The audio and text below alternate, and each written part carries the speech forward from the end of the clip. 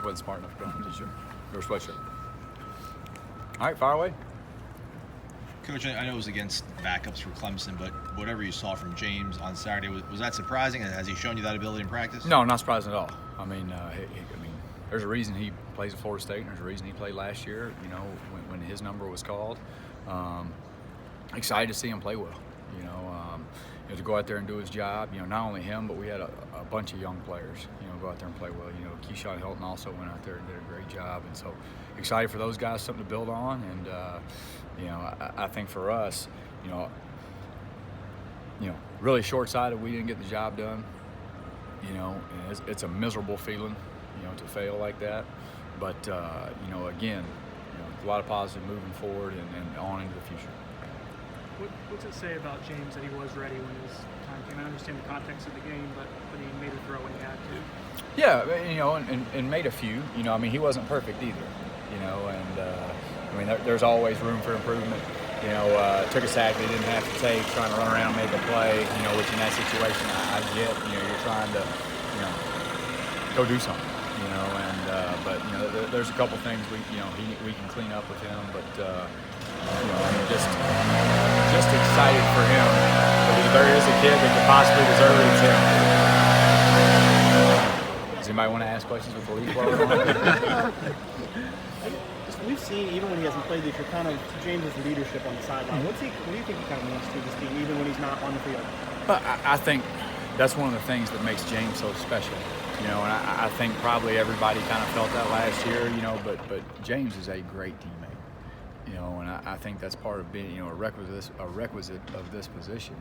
You know, and you know, he kind of, you know, I know Coach Taggart made mention yesterday about Marvin. You know, and Marvin being a guy that kind of is, you know, everything that we want a Florida State Seminole to be. You know, and James is right there with him in my eyes. You know, and so I'm always proud of James, how he works, how he handles his business, how important this team is to him, and you know. Just as long as he cannot change, keep doing what he's doing, I think he's got a really bright future ahead of him.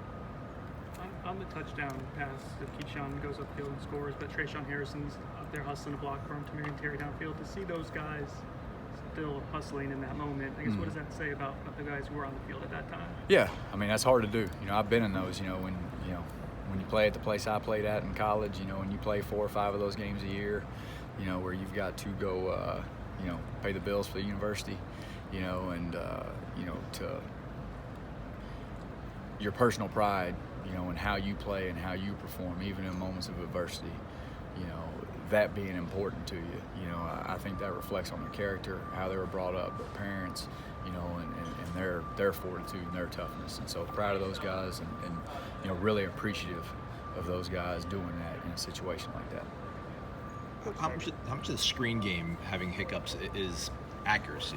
It seems like on those plays, if the ball's not like chest high fastball, if it's too low, too high, those screen plays kind of get yeah. Well, the one thing I'll say is, you know, on the perimeter screen, it's all about, can you give them a ball where they can transition and run?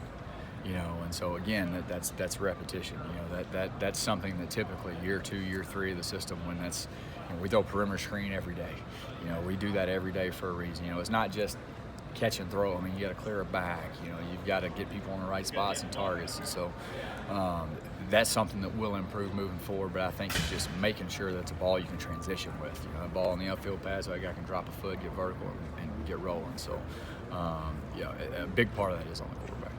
Coach Taggart kind of talked about yesterday that the thing he's seen kind of the hardest transition with the culture change he's trying to bring is kind of staying tough when the team hits adversity. Do you kind of get that impression? And I mean, is there a fix for that, or? No, it's you talk about it. You talk about it, you demand it, you put kids in stressful situations, and you make them find a way to overcome it. You know, I mean, there's no substitution for repetition in life. You just hope that those repetitions come into practice and not in front of a bunch of people in a big game on national television.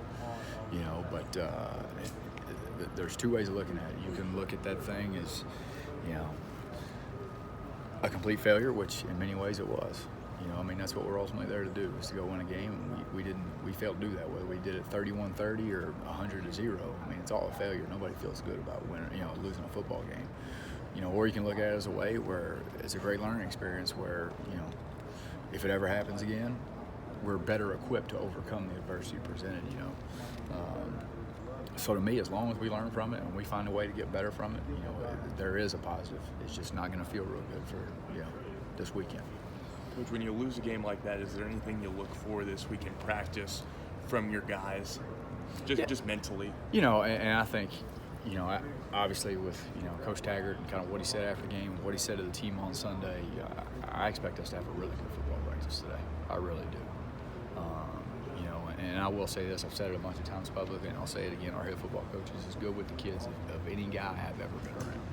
And so I would expect probably our best effort today that we've had, or as good as possible.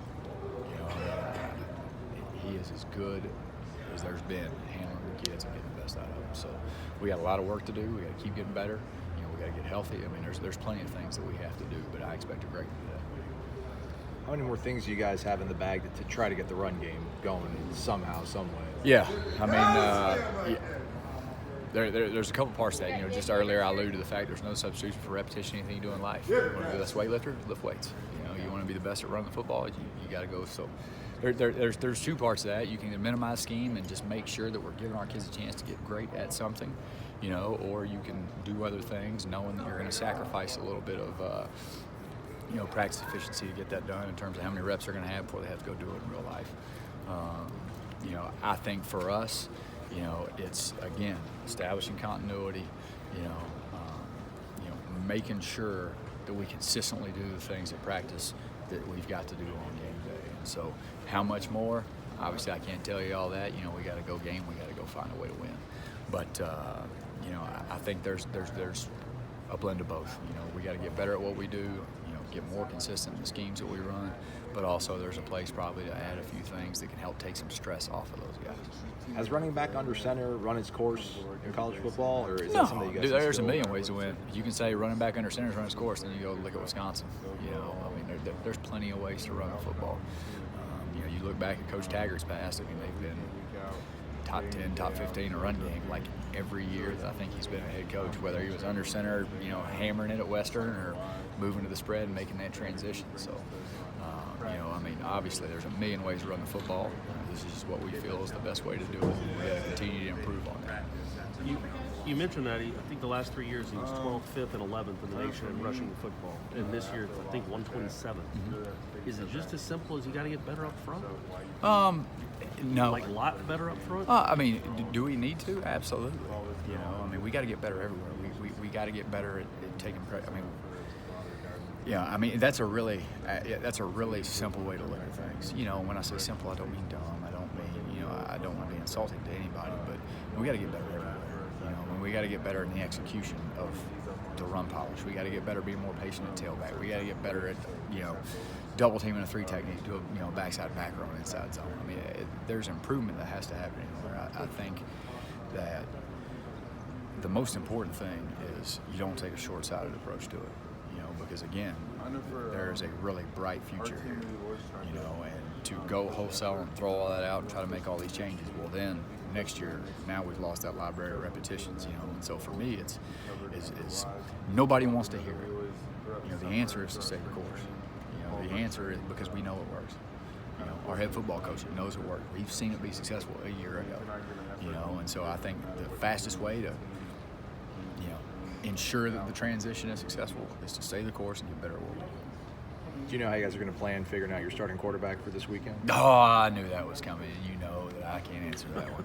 All right, but do you guys do you want to see certain days of practice? Or do you guys think you already have a good idea now? What Coach Taggart said yesterday? Day to day, he's got to practice. All right, day to day, he's got to practice, man. Dude, I'm a good soldier now. All right. I wasn't trying to get you in trouble. I'm a good guy sometimes. Exactly I'm not trying to get you in do trouble, as hard as I can do. But no, we obviously, he's a tough kid, man. He'll be ready to go. Thanks, Coach.